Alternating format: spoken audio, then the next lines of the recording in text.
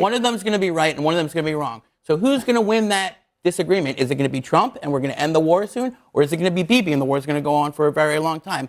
Both of them can't be right, Scott. And in the end, we're going to find out who really wears the pants in this bromance. Well, I think you're being a little dramatic. No, it's pretty simple. B, we have significantly dramatic kind of issue. Abby Phillip hosted a panel featuring Barry Weiss and Josh Rogan, alongside Scott Jennings and Lydia Moynihan, setting the stage for a tense political exchange. The discussion quickly exposed a clear divide in how each side approaches these issues. Here's what happened and why it matters. Do it together. As oil infrastructure comes under attack across the Middle East. Now today, an Iranian missile struck a major refinery in northern Israel. It follows Israel's strike last night on Iran's facilities at the world's largest liquid natural gas reserve, South Pars. Now that attack triggered Iran to retaliate, hitting a critical gas hub in Qatar. Oil and gas prices are now skyrocketing in the aftermath. And what the White House called a temporary blip now has the potential to spiral into an all-out global energy crisis. President Trump yesterday said that he knew nothing about the South Pars strike. However, an Israeli source tells CNN that Israel coordinated with the U.S. to carry it out, and an American source says that the U.S. was aware. So here is what Israel's Benjamin Netanyahu and President Trump are saying about it publicly. Fact number one, Israel acted alone against the Slawiya gas compound. Fact number two, President Trump asked us to hold off on future attacks, and we're holding out. You talked to Prime Minister Netanyahu about attacking the oil and gas fields. Yeah, I did. I told him don't do that, and he won't do that. We didn't discuss. We do. We're independent. We get along great. It's coordinated, but on occasion he'll do something, and if I don't like it, and so we're not doing that. So two main things, I guess, at issue here. One is whether it's credible that the United States would just simply not know that Israel was going to do something like that. And then the second thing is Netanyahu saying we acted alone. Not sure anybody is disagreeing or disputing that part of it. I think the question is not whether they acted alone, but whether they did so without any knowledge from the United States. Yeah, I mean, look, there's a difference between the military's coordinating and President Trump personally approving a strike, right? I think that it's, to me, I don't know what happened. I think I do know that the Israeli and the U.S. military absolutely knew about this strike. But I don't know whether it moved up the chain or not. Do you really think it's possible? Sorry to interrupt you, but no, I think that's extraordinary if that's true. It might be true. If there is military coordination on something as serious as a LNG, a gas field attack, that would not make it up to the president? I mean, I don't know. Things happen. I don't know if you've ever been around in the Oval Office and how busy the president is and the prime minister's coming in. I don't know. Things happen. I've been in the middle where, the DNI has been accused of how could you possibly not know? Well, he was busy and no one told him. Maybe it's possible, but I think that's not even the point. The point is that Israel did this on purpose. They did this in order to escalate, or they're really, really dumb about what Iran is capable of doing and what they think. Because it is so obvious after the Karg hit and the escalation that this was going to happen. I think it actually is very important whether or not the United States was given a heads up on a huge escalation by the Israelis that's attacking Iranian oil infrastructure, which resulted in retaliatory attacks on Gulf infrastructure, which is tanking the world economy and affecting the pocketbooks of every American citizen. So, yeah, I would like to know. And it's pretty clear that the White House put out opposite signals. Earlier, they said they were putting out to reporters that they were briefed and it was part of a means to pressure the Iranians to open the Strait of Hormuz. Guess what? That didn't work. The Iranians escalated. And then later Trump said that he didn't know. And then the Israelis leaked that he did know. So, yeah, I think it's worth figuring it out. But it just goes to show you, as President Trump has said, as Tulsi Gabbard testified today, U.S. and Israel are on different pages. They're operating from different objectives. They want different outcomes. They have different estimations of how long the war should last. They have different targets. And that's a problem. That's a huge problem. I think to piggyback a little bit on your point, it highlights one of the greater problems people have. Because even if Democrats, as they should say that Iran's naval capacity has been decimated, one of the largest sponsors of terror has been depleted, their ballistic missiles have been depleted. I mean, all of those things can be successes as you're talking about what the military objectives are. What we still don't know is what the cost is, what the human cost is going to be. We don't know what the cost to everyday Americans is going to be. We don't know if we're going to have to put boots on the ground. And all of us around the table, if we're intellectually honest, we know that if one of our objectives is to go in and make sure that they don't have the ability to have a nuclear program, we're going to have to put boots on the ground to achieve that. So I think that what we want and what most people want and what most average everyday Americans want is, while it's taking us more dollars at the tank to fill up our gas tanks every single day just to do our nominal task, we want to have clarity. We want transparency and we want honesty. Like, even if you were to say, which I said at the beginning of this statement, about the successes of some of the military objectives, true. The question is, what is the off-ramp? We thought at the beginning of this, we'd be out of this by now. And what is the cost? And no one's been able to articulate that at all. So one of the parts of this that kind of merges what you're both saying on this either side of the table, if we are not the ones driving the tempo and the escalation of this war, and in fact Israel is, this is a question that was posed to the Secretary of Defense today.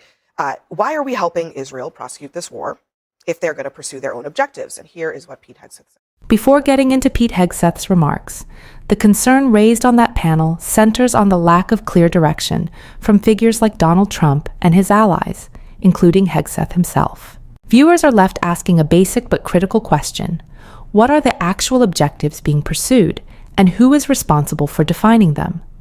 When leaders in positions of influence, whether it's Trump or Hegseth, don't clearly articulate a strategy, it creates uncertainty that extends far beyond the studio discussion. This frustration is tied to a broader criticism of how individuals like Pete Hegseth and historically Donald Trump have been elevated into roles that traditionally require deep experience and institutional understanding. Critics argue that when people without a strong background in governance or policy, like Trump from the business and entertainment world, or Hegseth from a media background, are placed in positions that demand precision and expertise, it raises serious concerns about competence and preparedness. The issue isn't personal, it's structural. When you have figures like Trump and Hegseth making or influencing major decisions without clearly defined objectives, it becomes difficult for both policymakers and the public to assess whether those decisions are aligned with long-term national interests. Meanwhile, commentators like Bari Weiss and Josh Rogan continue to press for clarity and accountability, emphasizing that the American people deserve straightforward answers about what is being pursued and why. That contrast highlights the divide in how this moment is being interpreted. On one side, there's a push for transparency and measurable goals. On the other, critics argue that voices aligned with Trump and Hegseth are failing to provide that clarity. And that gap between expectation and explanation is exactly where the tension in this debate continues to grow. We hold the cards. We have objectives. Those objectives are clear. We have allies pursuing objectives as well. And the truth speaks for itself. I mean, President Trump was very clear about that. Iran has weaponized energy for decades. Israel clearly sent a warning, and POTUS has made it clear, very clear. Iran knows when you hit Karg Island, and you hit military capabilities on Karg Island, which is the only thing we hit, we can hold anything at issue. Anything. The United States military controls the fate of that country. Iran has the ability to make the right choices. It should not, going forward, target Arab allies, Arab countries, trying to create pain, the pain that they created themselves. I think, Scott, you would call that a word salad. I'm not sure what he's saying there. And what is the answer to the question? Are we controlling the tempo, or is Israel controlling the tempo? Well, look, the president said today we're coordinating, we're allies here, but it's perfectly reasonable to believe that we do have different objectives here. Our objectives, I don't think, have really changed. We don't want them to export terror. We don't want them to have nuclear missiles. We've taken out the Navy. And these are our objectives. Israel has to live with this in the neighborhood. And Israel, of course, for them, this is the finishing off of what was done to them on October the 7th, which will never happen again. So it's reasonable. It's reasonable for us to have different objectives. Is the answer to the question that Israel does what it wants and we just have to live with it? Because that's the question the world is asking themselves. If Israel decides to continue moving up the escalation ladder, attacking energy, retaliatory attacks, that's not just Israel's problem anymore. That's the whole world's problem suddenly. Well, look, it sounded to me today like President Trump was not happy about this strike, and it sounded like Prime Minister Netanyahu got the message. So, look, my anticipation is that we're heavily influential to them. We don't run them, and they don't run us. We're allies, but they don't control us. Yeah, and I don't know that we're necessarily control them. We're the senior partner. They're the junior partner.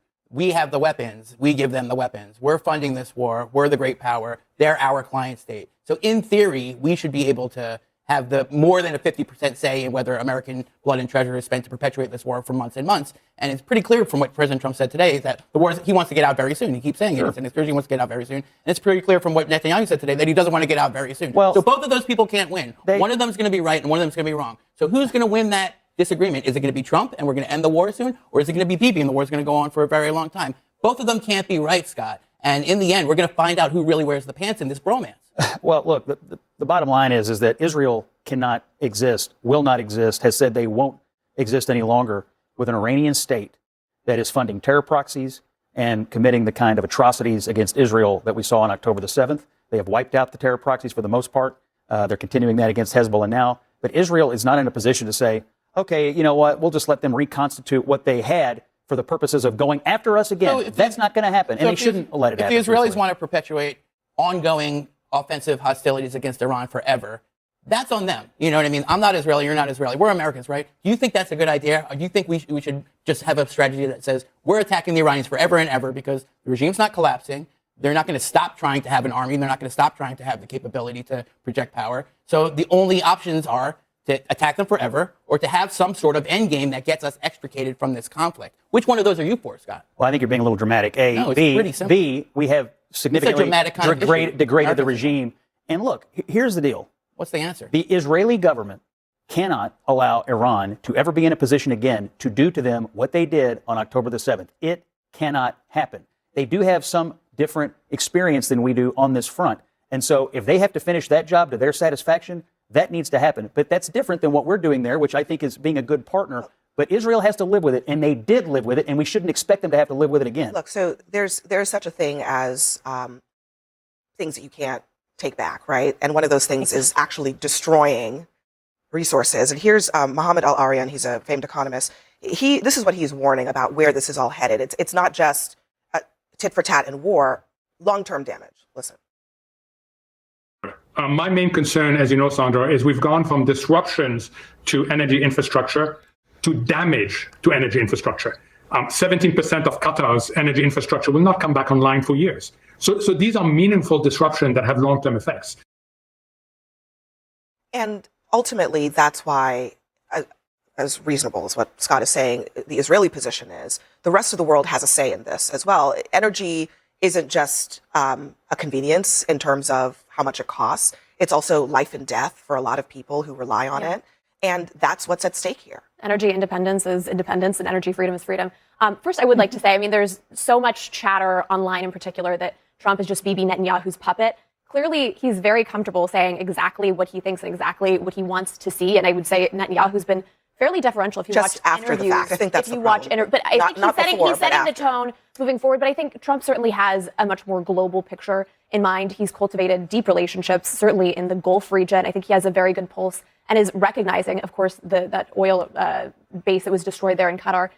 It's a significant degradation of their energy capacity. So I think he's well aware of that. I mean, it's interesting to note the Gulf countries have committed to invest a lot in the U.S. That has not changed.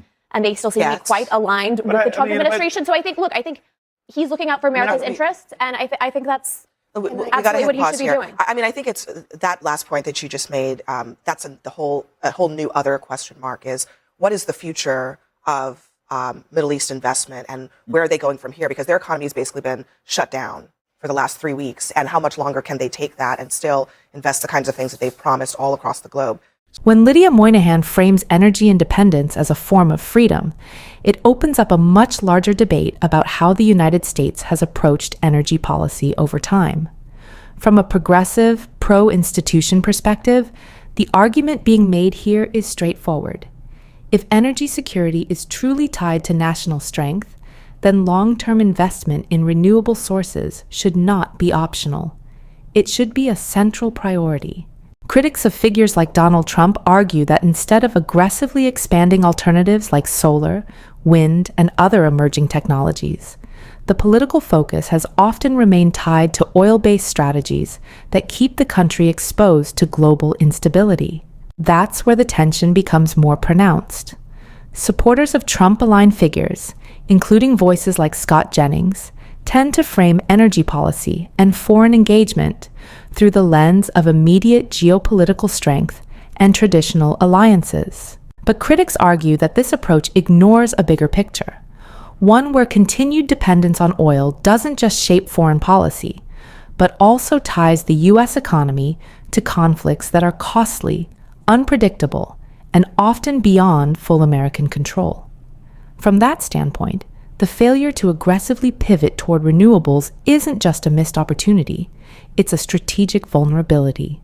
At the same time, Josh Rogan's position introduces a different kind of critique, one that focuses on power and leverage. His perspective reflects a broader concern. If the United States is providing substantial financial and military support, then it should also have clear authority in determining how that support is used. In this view, leadership, whether under Trump or any administration, should be asserting stronger conditions, ensuring that American resources are aligned with American objectives. Without that, critics argue the relationship risks becoming unbalanced, where the U.S. bears the cost but doesn't fully control the outcome. This is where the contrast with figures like Scott Jennings and Lydia Moynihan becomes more visible. Their perspective tends to emphasize coordination, alliance stability, and shared interests, suggesting that these partnerships are functioning within a broader strategic framework. But opponents push back on that framing, arguing that coordination without clear control raises serious concerns, especially when major financial commitments and potential military consequences are involved. That difference in interpretation is at the heart of the disagreement. Beneath all of this is a larger question about how American leadership is defined. Critics argue that under Trump's leadership, and with figures like Pete Hegseth and Scott Jennings contributing to the broader narrative, there is a lack of consistent long-term planning. Instead of clearly defined strategies with measurable goals, the public is often left interpreting mixed signals, sometimes even conflicting statements about what the United States actually wants to achieve. That creates uncertainty not just in policy circles, but in how the country is perceived globally. And that uncertainty has consequences. When leadership doesn't clearly articulate its objectives, it becomes harder to evaluate success or failure. It also makes it more difficult for the public to hold decision-makers accountable. From a democratic-aligned perspective, this is exactly where institutions are supposed to provide clarity, by ensuring that power is exercised transparently, with clear oversight and a focus on the broader public interest rather than short-term political gains. So when you step back and look at the full picture, this debate isn't just about energy policy or a single panel discussion. It's about competing visions of how the United States should operate, one that prioritizes long-term investment, transparency, and accountability, and another that leans on traditional power structures, strategic alliances, and established systems, even when those systems raise new questions about cost, control, and direction. That's why this conversation matters. Because the decisions being discussed here aren't abstract. They shape economic stability, global relationships, and ultimately, the direction of the country itself.